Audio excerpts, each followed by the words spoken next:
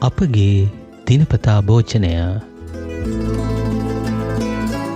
අද දින අපගේ දිනපතා භෝජනය මෙනෙහි කිරීම සඳහා බයිබල් කියවීම. ශුද්ධ බයිබලයේ ගලාති පොතේ 6 වන පරිච්ඡේදයේ 7 වන පදයේ සිට 10 වන පදය දක්වා.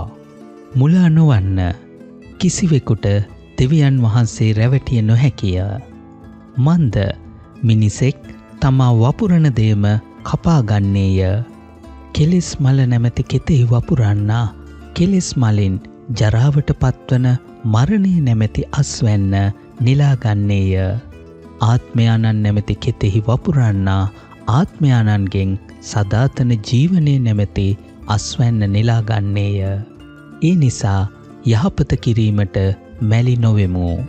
මන්ද මන්දෝත්සාහී නුවහොත් අපි යථා කාලයේදී අස්වැන්න නෙලා ගන්නෙමු. එබැවින් අපට ඉඩ ප්‍රස්ථා ඇති හැටියට සියල්ලන්ටම ප්‍රදාන කොට ඇදහිලිවන්තයන්ගේ පවුල්වලට අයිති වූ අයට යහපත්කම් කරමු. අස්වැන්න ලැබෙනතුරු බලා සිටීම. අද දින අපගේ දිනපතා භෝජනය මෙනෙහි කිරීම ලියන ලද්දේ ඩේව් බ්‍රැනන් විසිනි. 1962 දී ජොයන් ෂෙට්ලර් සහ ඇන් ෆෙඩ්සන් බසෙන් හා පාගමනින් ඉතා අසීරු ලෙස පිලිපීනේ කඳු දෙසට ගමන් කළා. ඒ කිසි දිනක ජේසුස් වහන්සේ ගැන අසා නැති සෙනගට සුභාරංචිය පැවසීමටයි. වසර 5ක් පුරා ඔවුන් සෙනගගේ භාෂාවට දේව වචනය පරිවර්තනය කළා. නමුත් බලග්ගෝ ගැමියන්ගෙන් කිසිම ප්‍රතිචාරයක් ලැබුණේ නැහැ. කෙසේ වෙතත් අලුත් බඳ ගෙන ඒම පිණිස ඔවුහු පිට්ටනියක් සෑදුවා. එක් දිනක් වෙන ලෝකයකින් පැමිණි අය භාණ්ඩ තොගයක් බෑවා. ගුවන් නියමුවා මරණයට ආසන්නව සිටි ගැපිනියක් දුර තිබූ ගිලන්හලකට ගෙන ගියා. පසුව නැවත ගුවන් යානය මව සහ අලුත උපන් නීරෝගී බිලිඳා සමග පැමිණි විට ඔවුන්ට කියා තිබූ මෙම දෙවියන් වහන්සේ ගැන සෙනග ඇසුවා. ඉක්මනින්ම ගමේ ඇදහිලිවතුන්ගෙන් පිරි සභාවක් ඇති වුණා. ජේසුස් වහන්සේ ගැන බෙදා ගන්නා අප සියල්ලන්ටම අධෛර්ය කාලයන්ට මුහුණ දීමට සිදු වෙනවා. ඒ අපගේ අසන්නන් ඇහුම්කන් නොදෙන බව පෙනෙන විටයි.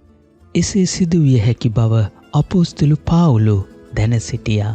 ස්වරංචිය වපුරා අස්වැන්න නෙලා ගැනීමේ වැදගත්කම ගලාතියේ අයට විස්තර කළ පසුව වපුරන්නෙකු වෙහෙසට පත්විය හැකි බව ඔහු දැන සිටියා. එම නිසා ඔහු අසන්නන්ට අභියෝග කළේ යහපත කිරීමට මැලි නොවෙමු කියයි. ජොයන් සහ ඇන්ගේ සේවයේ පළමු වසර 5 අනිවාර්යෙන්ම කලකිරීම සහිත වන්න ඇති. නමුත් ඔහු වැපිරීම නැවැත්තුවේ නෑ. අවසානයේදී ඔහු අස්වැන්න නෙලා ගත්තා. ඒ හේයින් අපි මැලි නොවෙමු. ඒකාන්තයෙන්ම ගැලවීමේ පණිවිඩය සදාතන ජීවනය ලබා දෙන්නේය.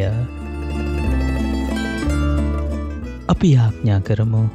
ආදර දෙවිඳුනි, අපි ආදරය කරන අය සුභාරංචිය ගැන උනන්දු නැති බව පෙනෙන විට අල්ලාගෙන සිට නැවත වැපිරීමට අපිට උපකාර කළ මැනව. ආමේන්. සුභාරංචිය බෙදා දීමේදී සමහර විට ඔබ වෙහෙසට පත්වන්නේ මන්ද?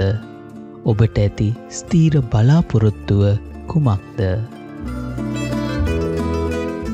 ඔබට වඩාත් පහසුවෙන් අපගේ දිනපතා භෝජනය මෙනෙහි කිරීම වලට දිනපතා සවන් දීමට හෝ දිනපතා එය කියවීමට අපගේ මොබයිල් ඇප් එක ඔබගේ දුරකථනයට ඩවුන්ලෝඩ් කරගත හැක.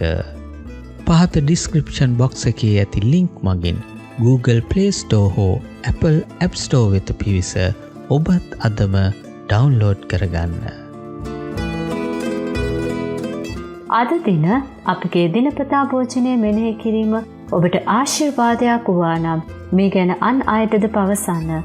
හෙට දිනයේදීත් අප සමග එකතු වන්න කියා අපි ඔබට ආරාධනා කරමු.